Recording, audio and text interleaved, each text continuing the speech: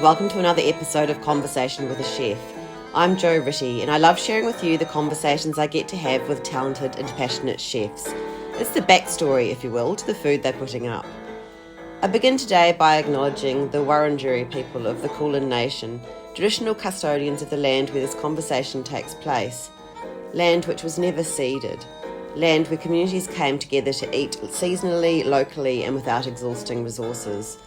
I pay my respects to their elders past, present and emerging. Today I'm chatting to Apoorva Kunte, the executive chef at the Westin Melbourne. Apoorva loves food and knew from an early age that he wanted to be a chef. He worked in hotels in India and the Middle East before coming to Sydney, and now, luckily for us, he's here in Melbourne. Wherever he goes, he likes to discover and then showcase regional local produce. So it's no surprise that he has an extensive knowledge of the world's finest delicacies, and that he and his team have distilled this for us in the Westin's high society, an opulent high tea running in the lobby lounge until October, and inspired by the 3 C's: caviar, chocolate and cheese. Apoorva talked to me about his favourite cuisine, how essential wellbeing is for himself and his team, and the importance of getting the basics right as a chef, knowing and understanding your ingredients and realising that it's not at all what you see on television cooking shows.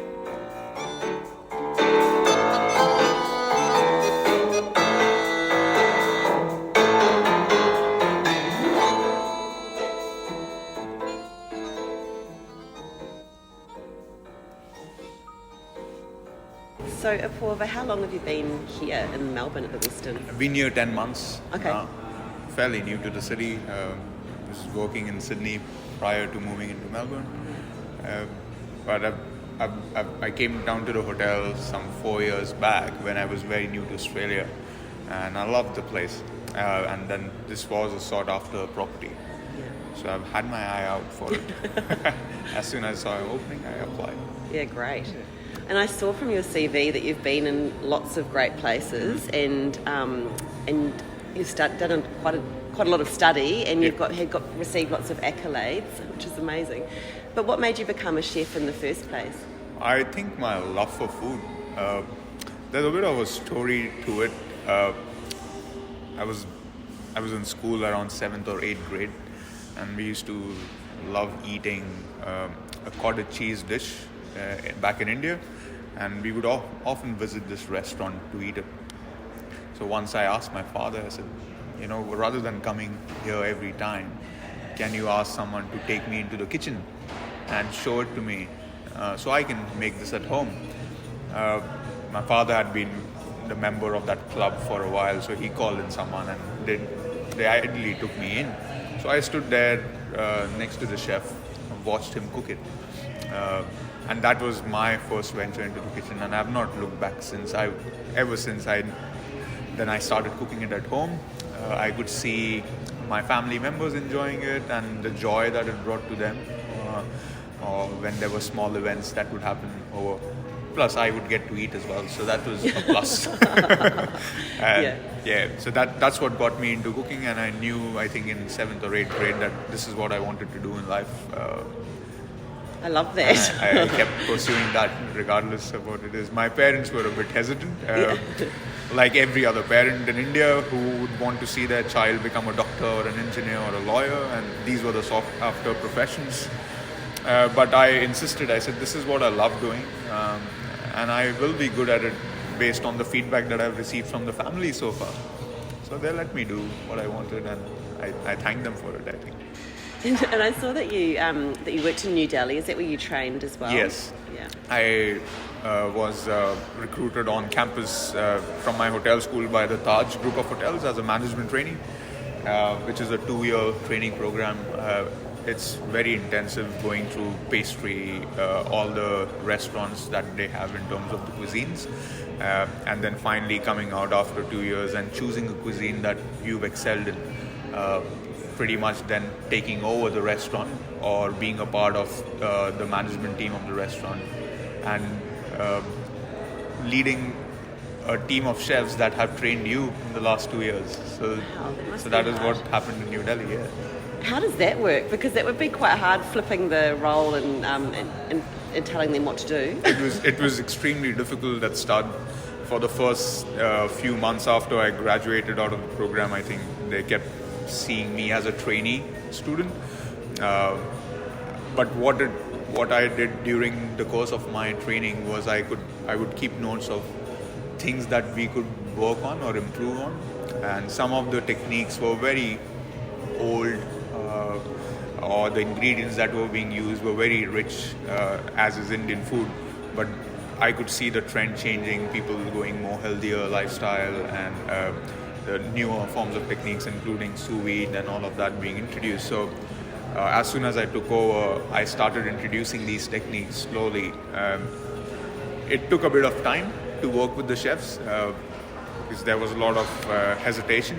They'd been doing that for 15, 20 odd years. Some of them had experience as old as I was at that time, and but when they saw the pluses of it, it made their job easier. It made the food equally as delectable and delicious. So ideally, they switched over the techniques and learned from it as well. That's amazing. So, goodness, yes, you've come into the industry, you love hospitality, and then you've obviously got a really great vision as well, that you're thinking beyond what you're just being told, that's incredible. And I see that you've worked in lots of different countries. Could you maybe tell me where you've worked? I've worked in Dhaka, Bangladesh. Then I ideally started with 4 different cities in India. So New Delhi, Bangalore, Mumbai, and then Hyderabad, which is where I finished my hotel school from, to move into Dhaka, Bangladesh, and then to Oman, Muscat, before moving to Sydney. So each country gave me a lot of exposure to the cuisine and the regional cuisine thereof. In India, I had exposure to, we would call it Western cuisine in India, and that's the European part of it. So I got a lot of training under Italian and French chefs, which is what I wanted to learn. I come in from a very multicultural family that spans across the country. So I would learn a lot of dishes growing up, or eat a lot of them growing up. And I had a fair bit of knowledge. So I wanted to get more knowledge on cuisines which were not close to homeland. And that's why I learned all these other cuisines. Middle East and Bangladesh were eye-opening experiences. I think one of the best times of my career was in Bangladesh, where the hotel was not doing as good as it should have. It was a Westin hotel. When I took over the restaurant, it had a lot of negative feedback coming its way, and my primary goal was to turn it around.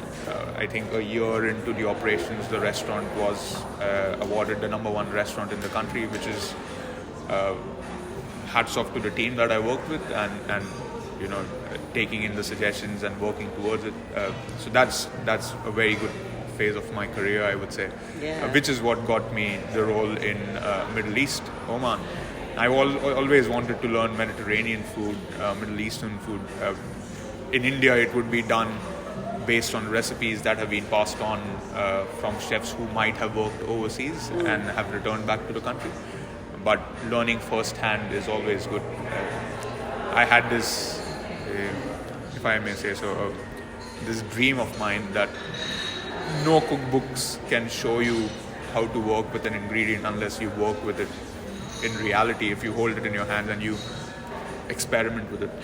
So that is how I included my travels and journey so far. So I would go into supermarkets or souks in the Middle East while I was living there, and pick up ingredients that I've never seen before, come back, do a research, so the bookish knowledge helped on that front, but then using it and with ingredients or combining them with ingredients that I have worked with before to come up with recipes. So that was a good thing.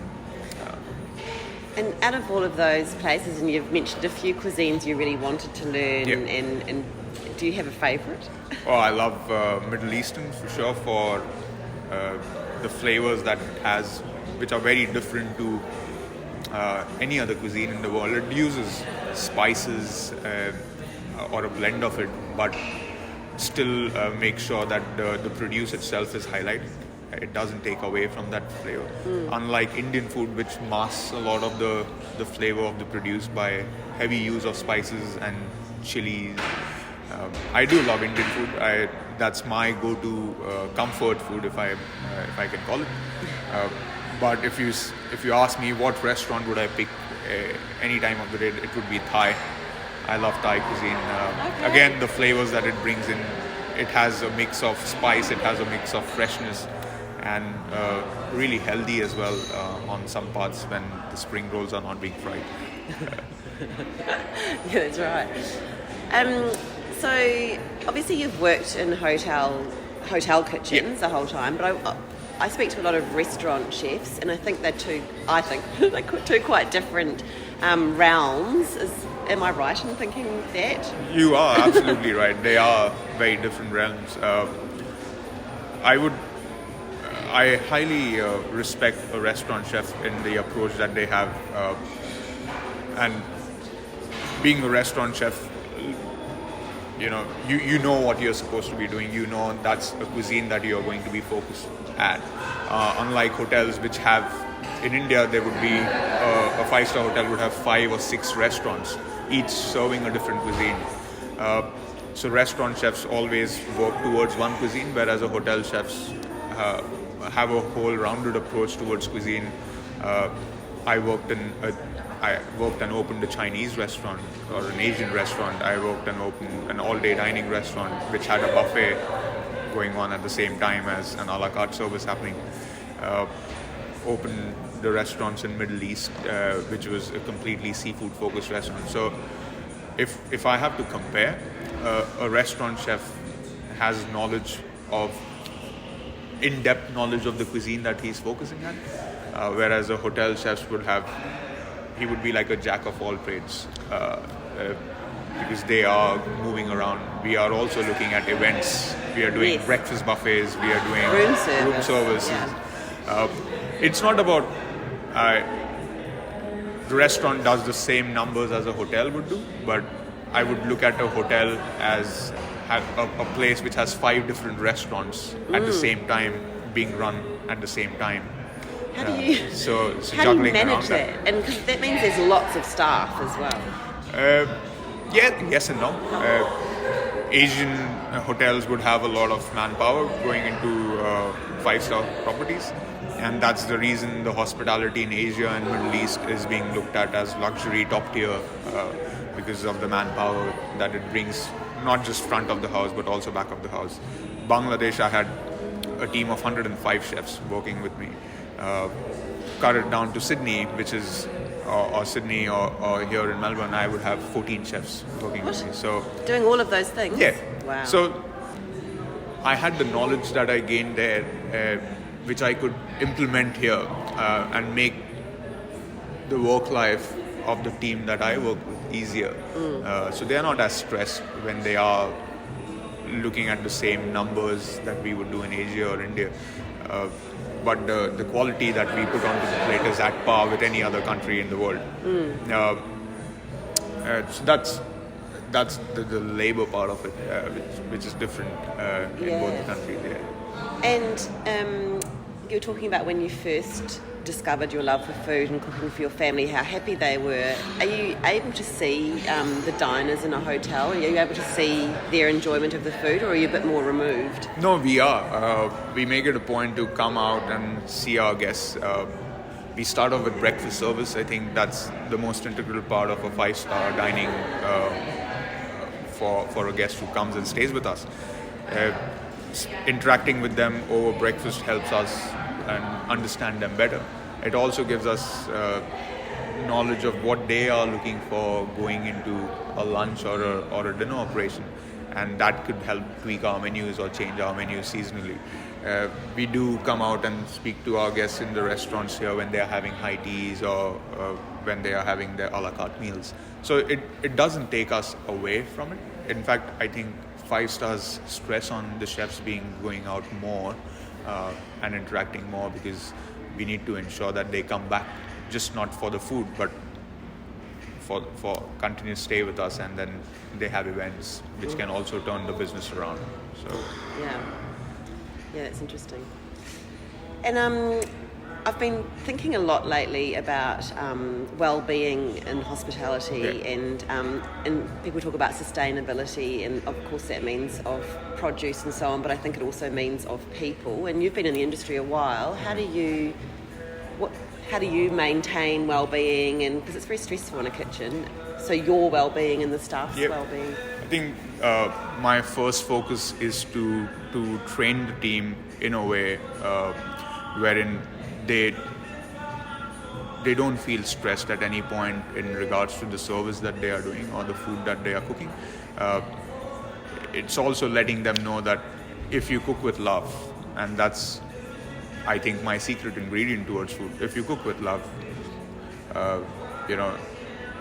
it would show to the guests who are eating it, and you would be happy while you're cooking it as well.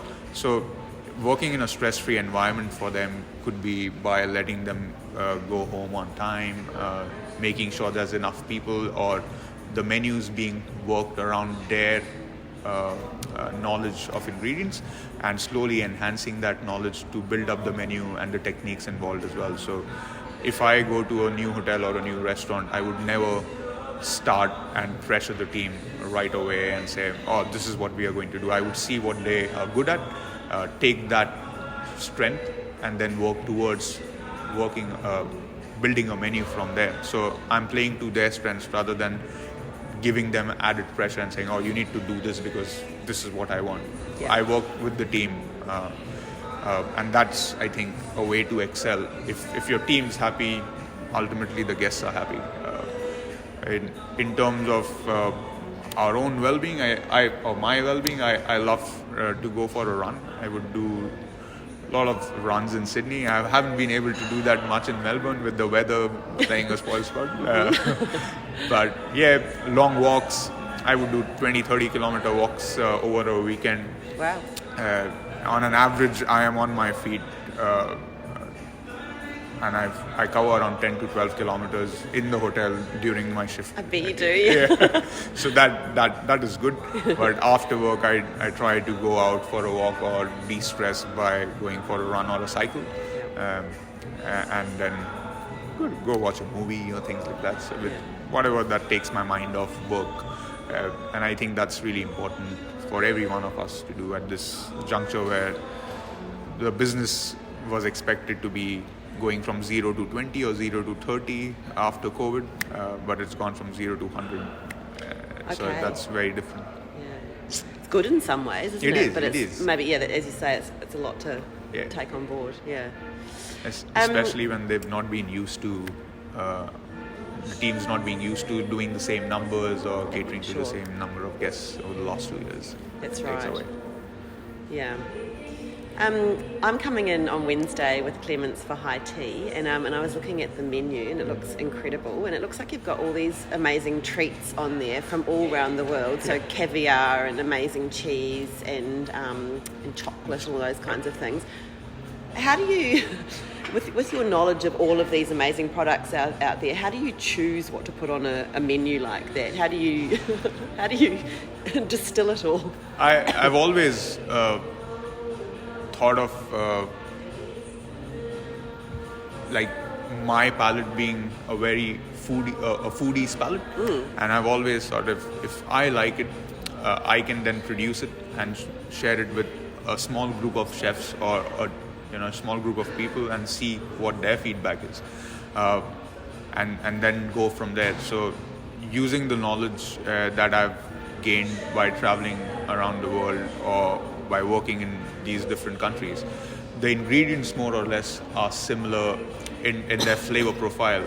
A cashew nut up north in India is used to thicken a gravy, while when you go to Middle East, they're using melon seeds to do it. So using that as a knowledge or that as a base, then I build onto it.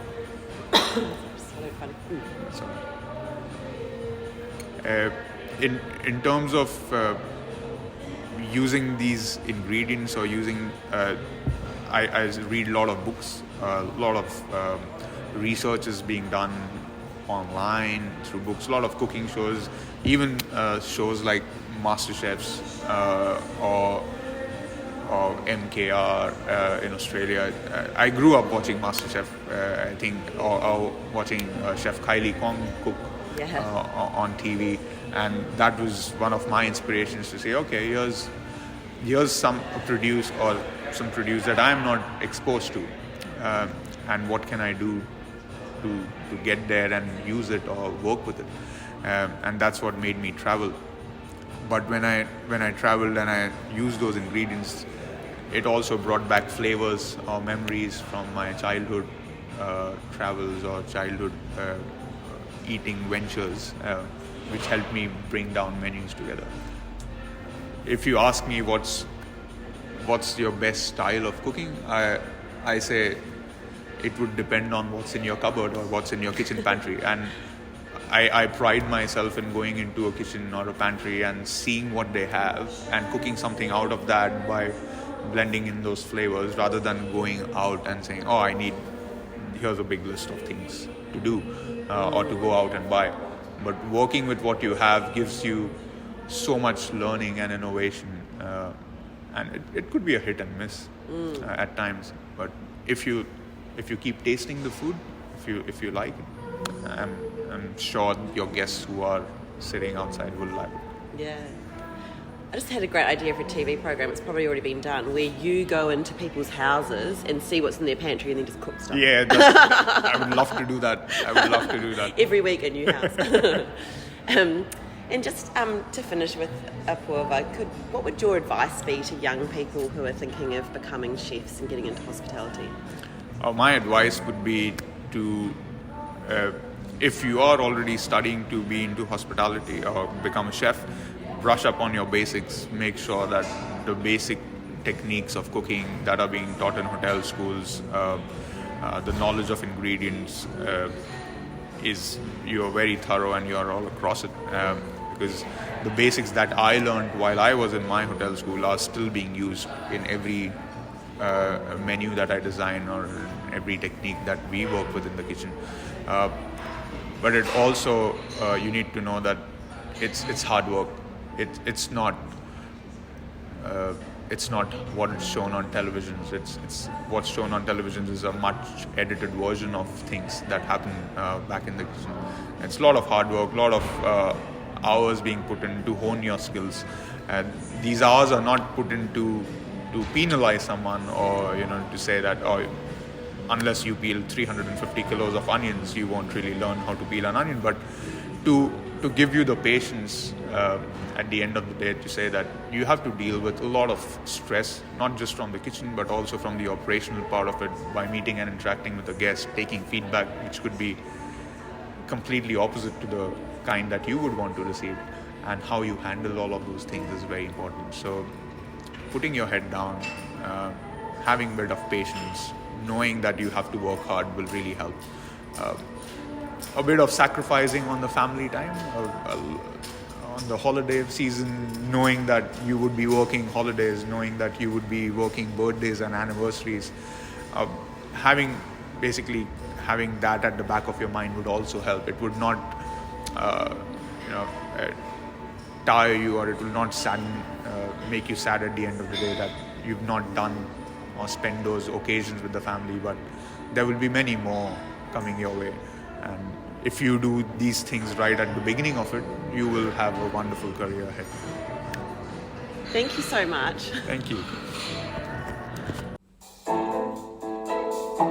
Thanks so much for listening to this episode of Conversation with a Chef with Apoorva from the Westin Hotel. If you want to experience all the greatness for yourself, which of course you do, you should check out his beautiful food on Instagram at Chef Apoorva. That's ChefApoorva. As for me, I'm also on Instagram at Conversation with a Chef, and if you want to read the chat, you can head to www.conversationwithachef.com. I would love it if you told a friend about my chats, and you can follow me on Apple and Spotify podcasts. Once again, thanks so much for listening. Have a great day.